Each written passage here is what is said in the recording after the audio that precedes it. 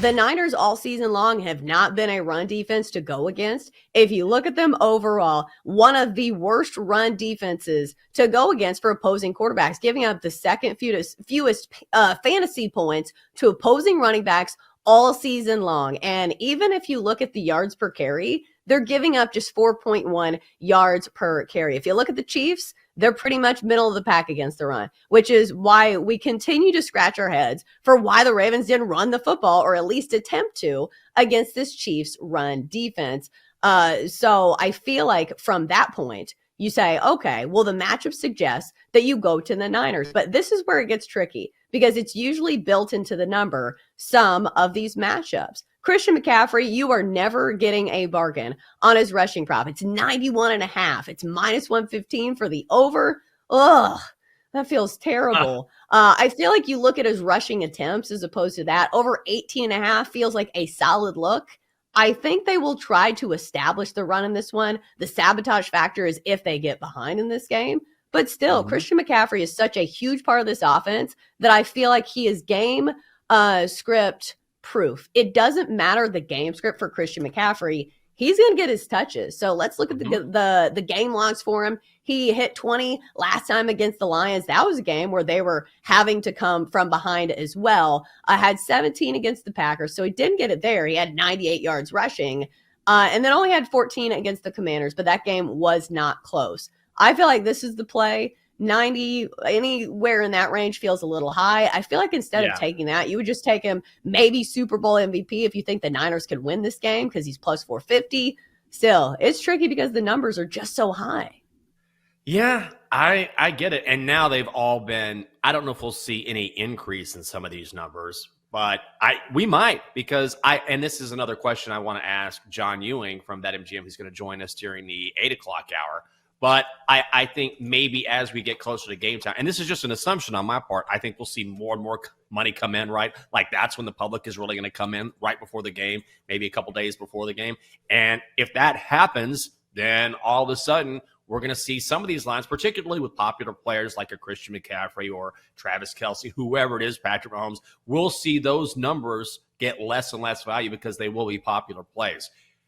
I will say the one rushing prop, I only have one that I really like, and it's Brock Purdy over 12.5 rushing yards at minus 135. So it's a little juicy, but I'm basing this on a couple things. First of all, I expect the Chiefs to dial up blitz after blitz after blitz after blitz. That's exactly what they did to Lamar Jackson. You know Steve Spagnuolo is going to blitz and make Brock Purdy beat him under pressure. What does that mean? I think we see Brock Purdy in certain circumstances scramble out of the pocket. Plus, he has also hit this number in both playoff games. Rushed 5 times for 48 yards against the Lions. Rushed 6 times, 14 yards against the Packers the week before that. And again, it is the Super Bowl, right? So you don't leave anything on the table. If you need that extra yard, you get that extra yard. Juice to the over for a reason. So that is my one rushing prop that I really like. Chelsa, I'll ask you. Game on the line. You need a kick. Who do you like? Is this even a question? Harrison Butker hit the game winner in the Super Bowl last year, and you're going against a rookie who has already missed kicks in this postseason? Yeah, I'll take Harrison Butker. Duh. Well done. Yeah, it's got to be Harrison Butker. Also, I think that when you have a name like Harrison Butker, and this is not where I'm going to go where you think I'm going to go, but I'm saying it's so easy to give a guy like that a hard time. And when you're so talented at what you do that people don't even talk about your name anymore, they just say, yeah, he's a great kicker, Harrison Butker, end of story, and they don't say anything else, then by God, you have done it, sir. So Harrison Butker is the call. So what's your favorite way to gamble on the Super Bowl? And what would you recommend one of these new bettors that are going to be participating this year? Give our friends some good advice. Okay, well, I got to say, don't take my advice. But this is going to be I love squares. I love squares because they're so old school and they require like zero thinking whatsoever outside of, oh, I hope I get a 7 or a 3 or a 0. So I think it's because of our jobs, because we spend so much time looking at actual numbers and looking at line movement and looking at money movement and listening to experts. And of course, if you want to put down, my advice is this: if you want to have some fun, don't spend a lot of money.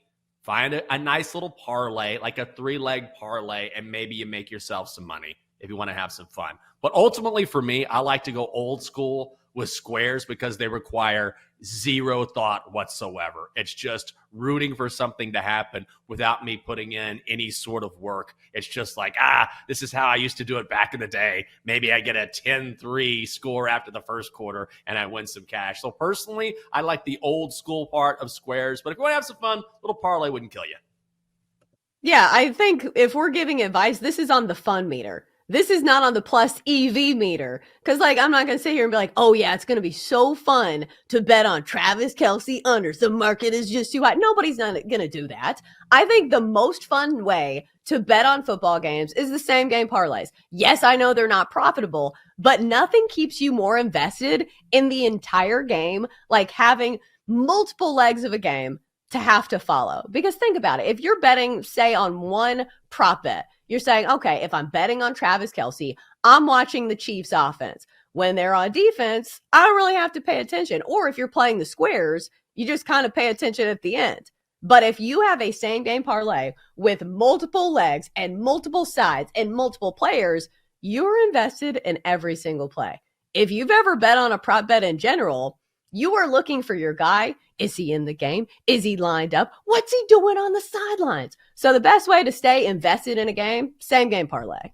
When you talk about, okay, you got the Chiefs money coming in, but there's a liability on the Niners, but that could change as you get closer to game time. So how much does that liability, and certainly you incorporate where the bets are coming in, but how much does that liability affect where the line is set?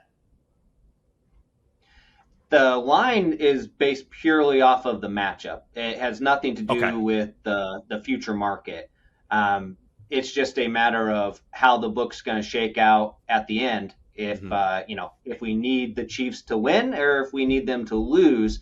If the game kicked off right now, it really wouldn't matter necessarily who won or lost. It would probably just come down to the player props. And if there's a high-scoring game and a bunch of overs hit and a bunch of players find the end zone, then it would be a good outcome for bettors. And if it trends a little lower scoring, it'd probably be a better outcome for the sportsbook.